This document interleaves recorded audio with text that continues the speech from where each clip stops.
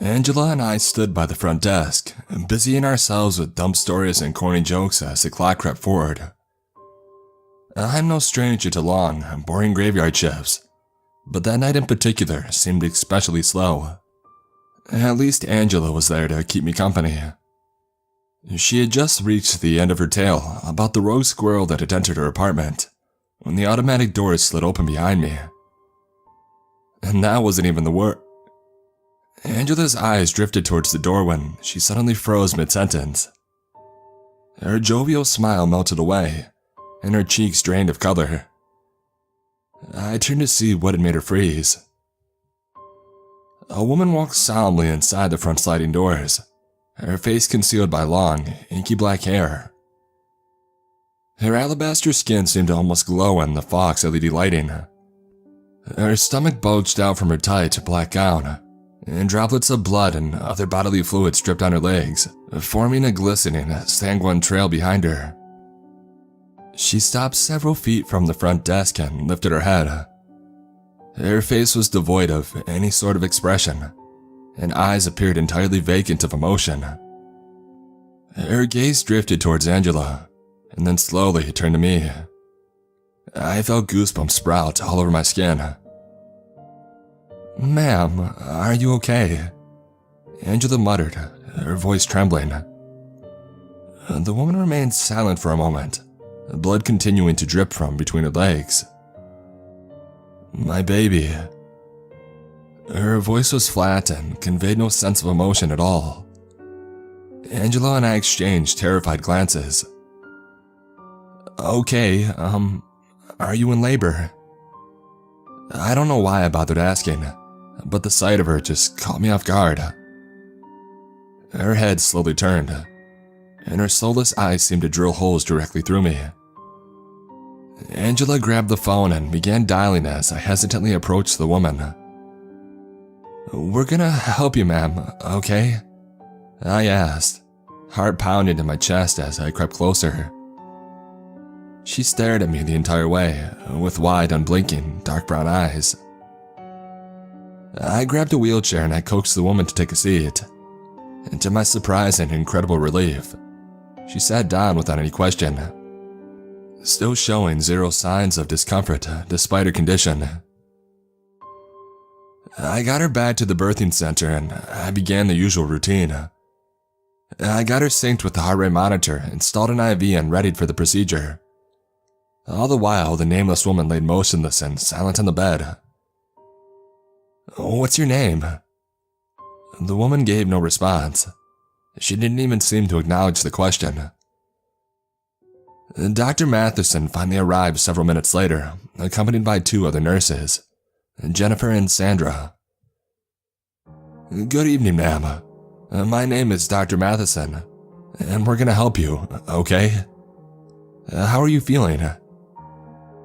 The woman didn't respond, only looked at the doctor with those dark eyes.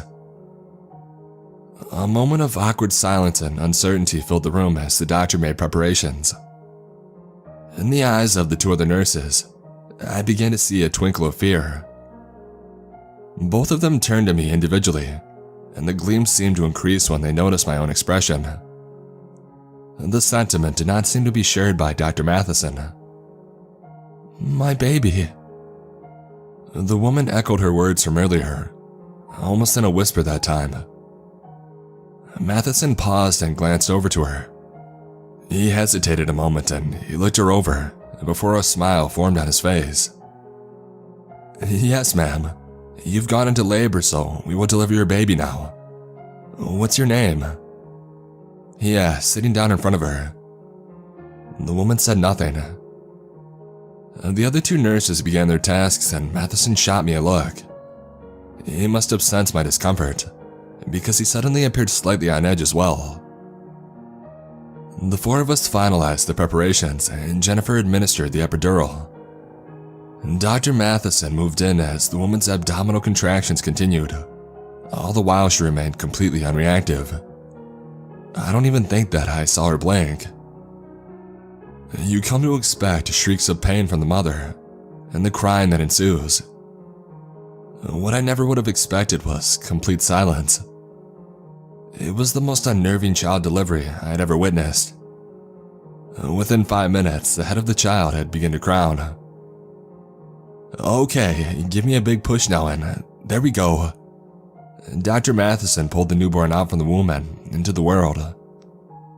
Still, the woman did not so much as flinch. "And here we go. Congratulations, ma'am. It's a..." He paused, inspecting the newborn in his arms. His expression twisted to a confused grimace.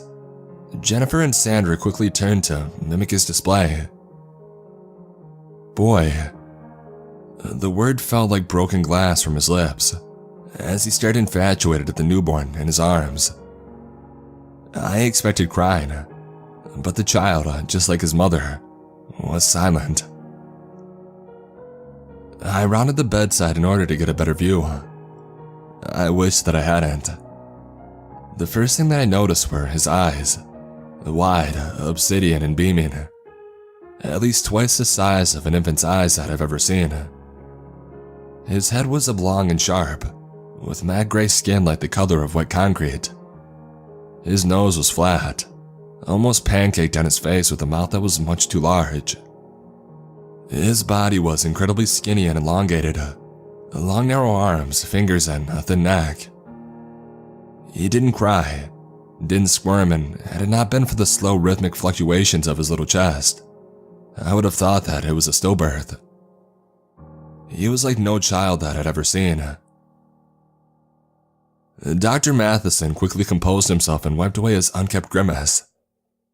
He handed the baby over to Sandra, whose face was still frozen in disbelief.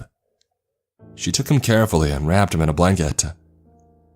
Dr. Matheson then turned to me and attempted to smile. Without warning, the vitals monitor suddenly went crazy, indicating cardiac arrest. Our attention shot back to the woman, who was convulsing violently upon the bench. Bits of foam was dribbling out from her mouth and her eyes were pinned wide open. "The defib," Matheson yelled, moving to her. I readied the defibrillator and I moved to his side. The electrical whir began as I held the paddles, when her vitals suddenly flatlined. Matheson ceased the chest palpitations, and the woman lay with wide eyes and a gaping mouth. I moved in, but he stopped me. It was already too late. She was gone. Her death was marked officially at 1:47 a.m. The veil was drawn over the unknown woman, and the coroner was notified. I don't think that image of her post-mortem stare will ever leave my mind. Her baby was placed in the nursery soon after, and the rest of us attempted to rationalize what had happened. Sandra and I got the baby set up in his crib without a word said between us. I searched my mind for any sort of diagnosis that could possibly explain his condition, but I came up with nothing. And part of me took pity on the poor boy for his deformities and the sudden orphaning, but another greater part of me was absolutely terrified by his appearance. "Doing okay, Cassandra?" I jumped a bit from the sudden intrusion, and I turned to see Dr. Matheson stroll up behind me, wiping his hands off with a cloth. I nodded to him and tried to appear more confident than I felt. And Dr. Matheson stood beside me and stared in the window of the nursery. It's always hard when you lose someone, especially like that. Dr. Matheson had always been a tad bit socially awkward, but I felt real sincerity in his voice. I shook my head. I just don't get it. She was fine. How does that happen? Dr. Matheson shrugged. It could be a lot of things. A traumatic brain edema, a pulmonary embolism, an aneurysm. Hard to say for sure until the autopsy. His words did little to numb the stinging sensation in my mind. All of the sudden madness had just transpired so quickly. 1 second, I was nonchalantly shooting the breeze with Angela, and the next, watching a silent mother give birth to a boy. He was still just an innocent child, and I needed to remember that, and despite how much it made my skin crawl to even look at him. What's wrong with him? The words just slipped out. Dr. Matheson stared at the boy through the glass of the nursery, his face unwavering and reserved. I'm not entirely sure. My first thought was plagiocephaly, but this would be by far the most severe and bizarre case that I'd ever seen. And it doesn't really account for the solid black sclera in the iris either. Dr. Matheson crossed his arms and stared at the boy in his cradle. Poor baby. My heart twisted in knots as I looked. Being deformed both physically and likely mentally as well. He had a tough road ahead of him, especially without his mother. Any idea who she was? Dr. Matheson shook his head. Not right now. It'll probably be a while before we know that. He lifted his arm and he snuck a peek at his watch beneath his sleeve. I should probably get to the paperwork. He paused and he turned to face me entirely. You gonna be okay? I nodded, doing my best to appear genuine. Good. Let me know if there's anything that you need, or if anything else happens. He then turned and walked away, leaving me alone once again. I turned my attention one last time to the boy, and I found his eyes locked on me. I returned to the main lobby to find an anxious Angela waiting at the desk. She perked up as she saw me meander around the corner, but her nervous demeanor hadn't changed. You okay, Cass? She asked, approaching me. I nodded and took a deep breath. Yeah, I'm fine. We lost her though. The words made Angela flinch. And the baby? He's alive, bud. I trailed off and I shook my head. He's not alright. Angela stared back, confused. What do you mean? I paused for a moment to consider the situation. What did I mean? I can't even begin to describe the feeling of dread that was injected into me each time I looked at him. I feel all the more terrible for admitting it, as he was just a child. But I can't ignore that feeling. You just need to see for yourself. Angela gave a pensive smile and pulled me in for a hug.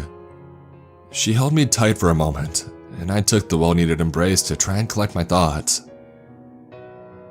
As we held one another, I heard something. It began as a dull hissing sound, like air leaking from a tank. It almost clicked in a way. That doesn't even make sense, but I don't know how else to describe it. The sound got steadily louder. What the hell is that? Angela asked as we withdrew from one another. The sound rose again, and above us, the light seemed to grow brighter. The noise then rose exponentially, to a point where I thought my ears were about to rupture. Both of us clenched at our ears, and a pop was heard above us. Angela and I flinched as the bulb violently burst. A symphony of breaking glass and began as hundreds of light bulbs on our floor shattered randomly. Angela and I ducked as the ear-splitting crescendo continued and the bulbs annihilated themselves by the dozens. The lobby grew dimmer and dimmer as the bulbs continued to rupture, until the last one popped, leaving us shrouded by darkness. The hissing noise also vanished with the light. Angela and I shuddered from the event, and I heard a minuscule groan of fear escape her lip as we rose to our feet. You okay, Ange? Yeah, what the hell just happened? Cautiously, the two of us rose from the floor and tried to refocus our bearings. There was not a single light source active, with even the small LEDs on the computer being dark. The only light at all was from the moon shining through the lobby windows. It must be a power outage, I thought. But then I realized. I heard the beeping of medical equipment further down the hall, and the fan inside Angela's computer could be heard whirring. The power was still on, only the lights had been destroyed. A door opened a ways away and a light suddenly appeared down the hall. The pitter-patter of rushed footsteps emanated soon after. Angela and I moved to hide, thinking it was some intruder. But then a familiar voice called out. Angela, Cass, you guys in here? The voice was that of Victor, the night shift maintenance guy. Yeah, we're here. Angela called back as the two of us rose to meet him. I pulled out my phone and I flicked on my flashlight as Victor reached us. "You guys okay?" he asked us, beads of sweat glistening on his forehead as he breathed heavily. "Yeah, we're fine." "What was that?" Angela asked. Victor shook his head and shined his light down the hall. "Not sure. It must have been an electrical surge or something. Pretty weird." Suddenly my mind returned to my priorities. "I've got to check on the patients." Victor nodded and glanced around the vicinity. "I'll go with you," Angela added. "Okay, yeah. You guys do what you gotta do. I'm gonna go see if I can get some of the lights back up." The three of us then split off and Angela and I made our way to check on the patients.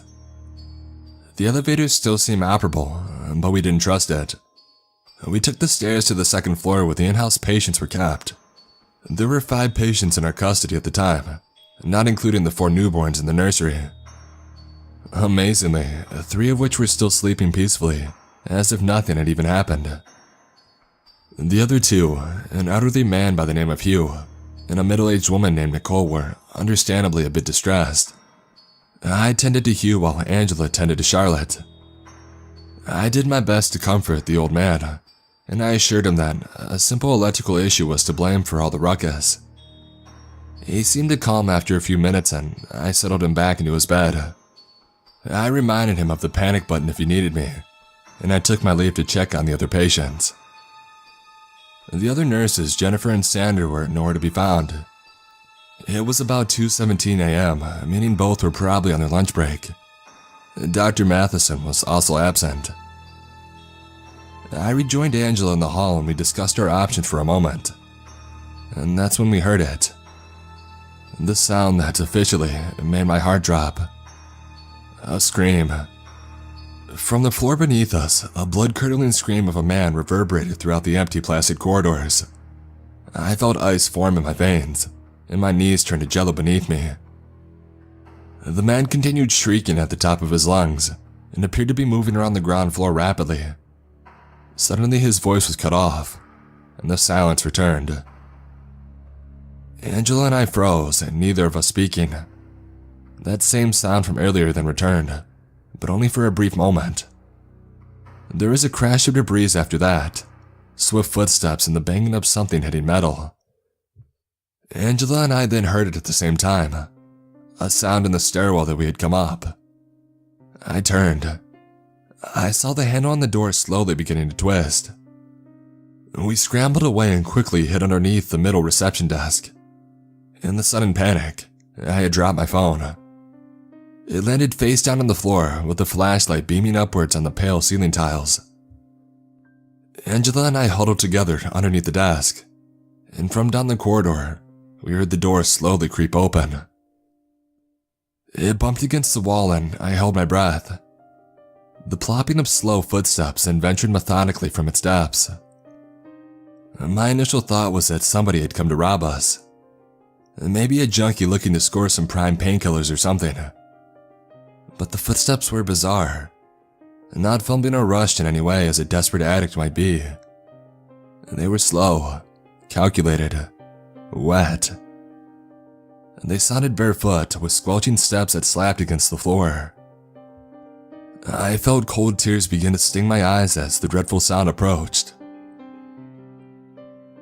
They stopped only a few feet away. I couldn't see the person from under the desk, but a strong scent hit my nose. It was like mildew mixed with copper, pungent and slightly metallic. Angela squeezed so tight around my chest that I thought that I might pass out. It felt like we sat there frozen for hours, but in reality, it was probably only a couple of seconds. And then the hissing sound returned. It was louder and more defined than before. It felt like my ears were on fire. The light on my phone then suddenly vanished and the noise stopped. I felt blood beginning to drip from my ears as a new noise filled the vicinity. My heart lurched and I recognized the distinctive wail of the infant from further down the hall. The footfalls started up again, now venturing away from us. I withdrew from Angela as the steps got more distant. Carefully I leaned to the side to look at the half-dome mirror on the ceiling. It was dark, with the only light being a conglomerate of the streetlights outside and the moon above. In the mirror, I saw a tall, nearly built man slinking down the corridor. He was hunched but still stood like a tower in the hallway. He was almost completely naked. Suddenly, a horrible realization occurred to me as the sounds of the infantile cries continued. He was going for the babies. He disappeared from the mirror's reflection. Their cries and innocent pleas for help drove nails into my heart. I couldn't just abandon them. My conscience was all but screaming at me to take action, but my mind countered by flooding with terror stronger than I'd ever felt before. Somehow the conscience won out, and before I could truly assess the situation, I found myself rising on my wobbly legs. The blood was cement in my veins, and each trembling step I took was like wading through a river. I had to help them. I would have never forgiven myself. "What are you doing?" Angela yelled in a whisper as I exited our hiding spot. "Call the police." I saw no signs of the man anywhere as I grabbed the fire extinguisher on the wall. With a quick prayer, I gave chase to the man. I skirted around the corner and I approached the nursery, the fire extinguisher in hand and my mind stampeding a million miles a minute. I halted as my legs carried me to the window of the nursery. Inside was pitch black, and I only could hear crying. And then I heard a crack and the door began to open. I ducked away and I managed to scramble behind a small cabinet just as his head poked out. From the circular mirror on the ceiling, I saw the man crawl outwards on his haunches. His arms cradled something in his chest, and slowly he rose to a mostly upright position. The hospital ceiling is over 8 feet tall, and yet the man couldn't even stand fully upright. He passed by the windows in the hall, and I saw his grayish skin illuminated in the light.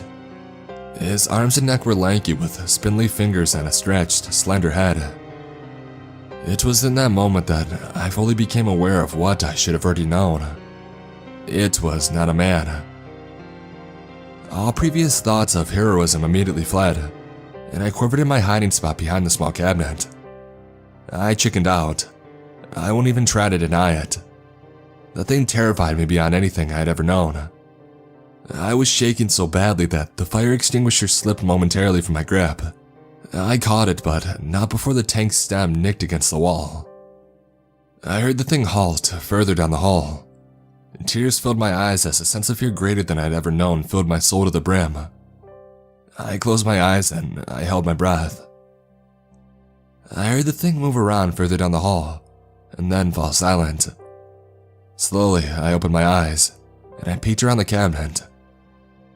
My eyes struggled to see anything, and my heart was beating so loud that I couldn't hear it. And then I saw it. It was right there, staring back at me from the shadows.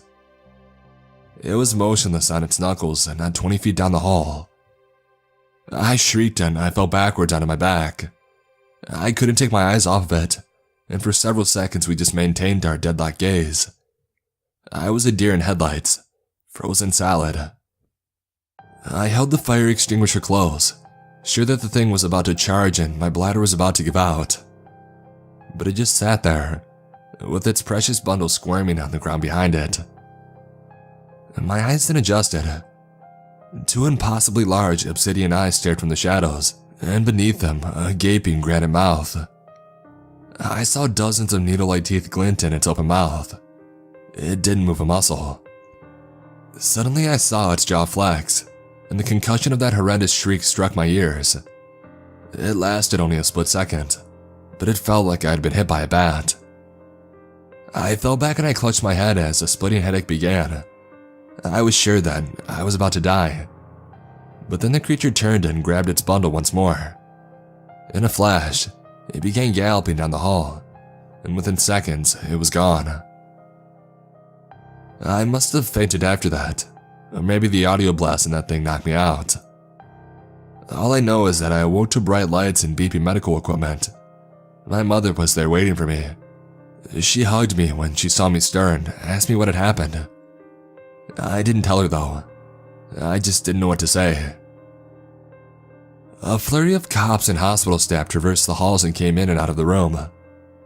I asked about Angela, and thankfully, I was told that she was peacefully sleeping in another room. A few of the officers asked me questions, but I didn't tell them much. I was petrified of being seen as insane. I only told them that some very tall naked man had broken in and taken something.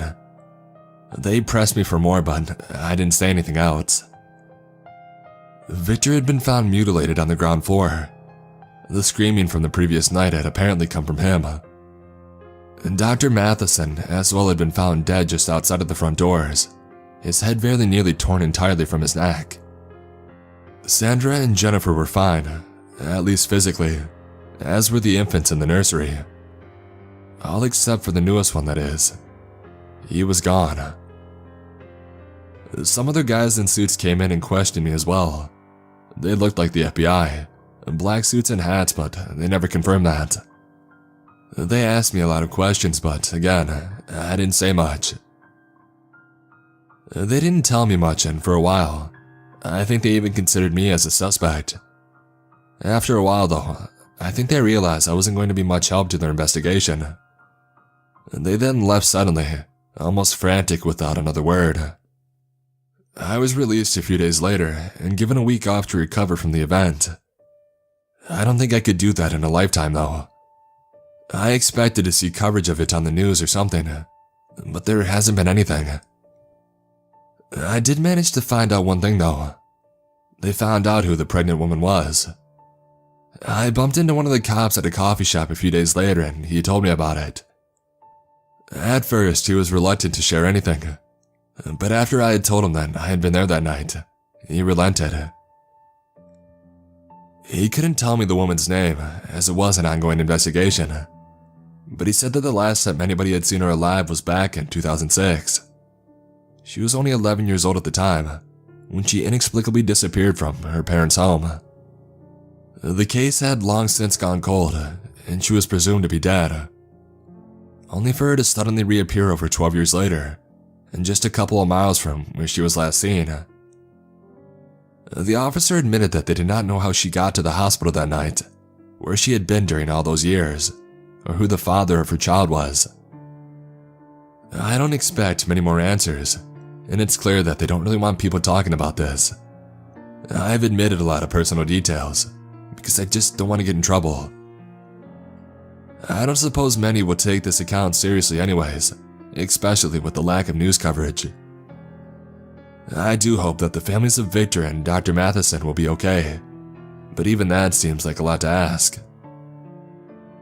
As for that thing I saw that night, your guess is as good as mine.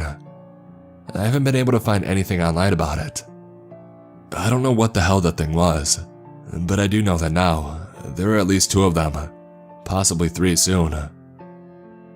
I've been back at work for almost a month now, and no one has seen or heard from Jennifer in over a week.